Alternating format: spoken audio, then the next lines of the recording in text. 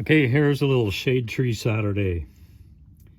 I'm working on this Subaru engine here, EJ25 in a Synchro Vanagon. I need to lock the flywheel because I have to torque the nuts inside there.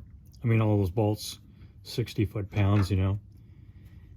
So anyway, there's this little thread right here that goes straight through and meets the ring gear. So I took a bolt, a bolt like this, and I reduced that diameter there so I could set it into my hand drill.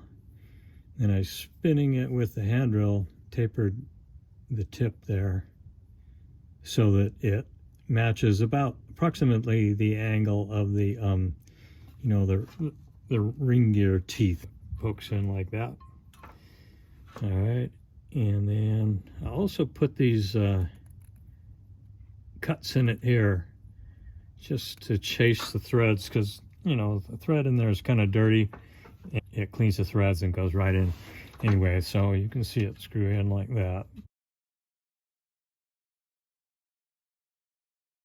There it is coming in. It aligns perfectly with the ring gear teeth and it locks the ring gear. And incidentally, there's another one exactly on the other side.